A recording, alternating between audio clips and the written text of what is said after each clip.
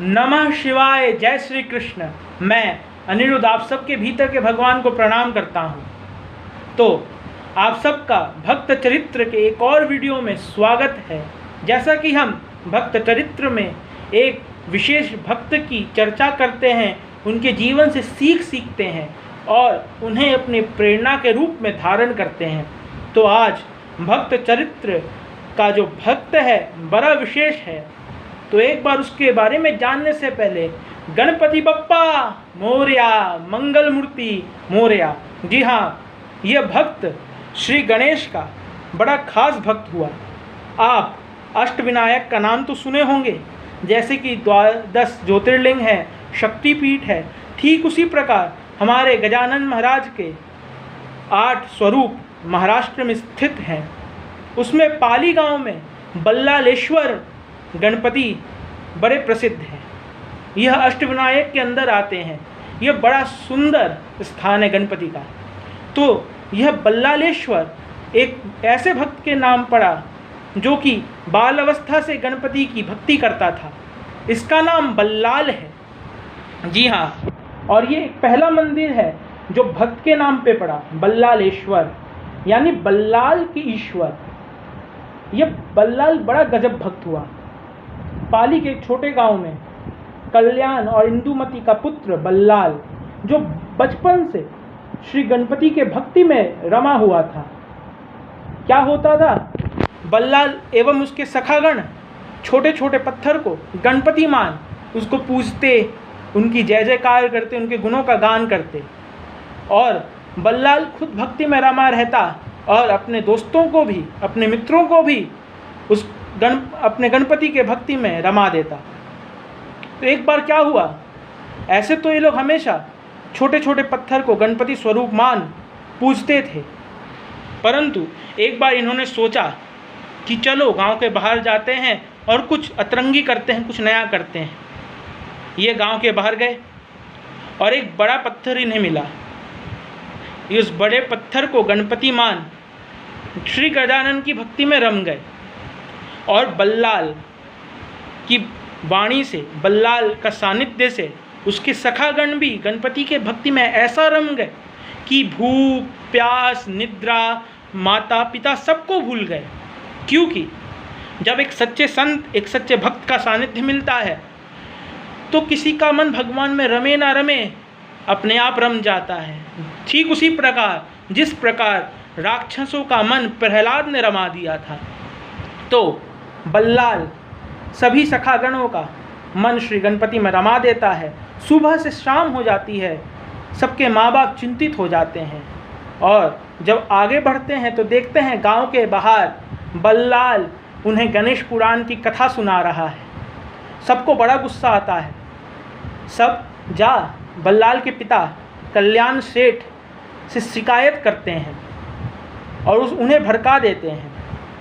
कल्याण सेठ आते हैं, सब बच्चों को भगाते हैं और जब देखते हैं तो बल्लाल आँख बनकर ओम गंग गणपतये नमः, ओम गंग गणपतये नमः, ओम गंग गणपतये नमः की धुन में खोया हुआ है, समाधिष्ठ है। तो कल्याण सेठ को बड़ा गुस्सा आता है। वह पत्थर उठाते हैं और बल्लाल को खूब पीटते हैं। बल्लाल खून खून हो जाता है। बल्लाल खूनी खून हो जाता है और उसके बाद उसके पिता उसको एक पेड़ से बांध देते हैं और कहते हैं, तू जिस गजानन की भक्ति करता है, जिस गणेश की भक्ति करता है, जिसके कारण तुझे किसी का सुध-बुध नहीं, व्यापार पे ध्यान नहीं, पढ़ाई पे ध्यान नहीं, अगर तेरा गणेश सच्चा है तो वह तुझे बचाएगा। और उसे पेड़ पे बांध कल्याण सेठ चले जाते हैं। माता इंदुमती चिंतित होती है, परंतु क्या करे, कुछ कर नहीं सकती। दिन कुछ घंटे बीतते हैं और भक्त को बचाने भगवान आते हैं। आज बल्लाल को बचाने बल्लाल के ईश्वर बल्लालेश्वर गणपति स्वयं प्रकट हुए एक ब्राह्मण के रूप में और बल्लाल के पास आ बल्लाल को छुड़ाए और बल्लाल को अपने असली स्वरूप में दर्शन दिए। बल्लाल ने श्री गणपति से प्रार्थना की कि आप यहाँ स्थित हो जाइए। तो वह ठीक मूर्तिमान हो उस जगह पे स्थित हो गए और आज वह स्वयंभू मूर्ति बल्लालेश्वर के नाम से प्रसिद्ध है। और जो पिता ने, कल्याण सेठ ने जो उनकी मूर्ति बनाई, बच्चों की बनाई मूर्ति तोड़ी थी, वह भी वहाँ पे एक मंदिर में स्थित है। तो इस प्रकार बल्लालेश्वर की कहानी है, जो कि पाली में स्थित है। बल्लालेश्वर, वरद विनायक, महागणपति, चिंतामणि, मयूरेश्वर, कितने स्थान है गणपति के, परंतु बल्लालेश्वर सबसे खास है क्योंकि इसमें एक भक्त की भावनाएं जुड़ी हुई हैं, भक्त का हृदय जुड़ा हुआ है। और यह स्वयंभू मूर्ति है। जिस बल्लाल ने जिस गणपति का दर्शन किया, वही गणपति मूर्तिमान हो गए और आज भी हजारों भक्त नित्य प्रतिदिन उसका दर्शन करते हैं। तो एक बार बोलिए बल्लालेश्वर भगवान की जय। तो हमें इन भक्तों से सीखना चाहिए कि किस प्रकार ये अपनी भक्ति से भगवान को प्रकट करते हैं। क्या हम इनका एक छोटा सा अंश नहीं बन सकते? भद्राचल का राम मंदिर सब साक्षी हैं भक्तों के। महाकाल, बाके बिहारी, राधा रमन, राधा वल्लभ, कितने मंदिर हैं ऐसे जो भक्तों के वजह से प्रसिद्ध है, भक्तों की महिमा का गुणगान करते हैं। तो हम खाली भक्तों के चरित्र को सुने नहीं, समझें, उनका पालन करें।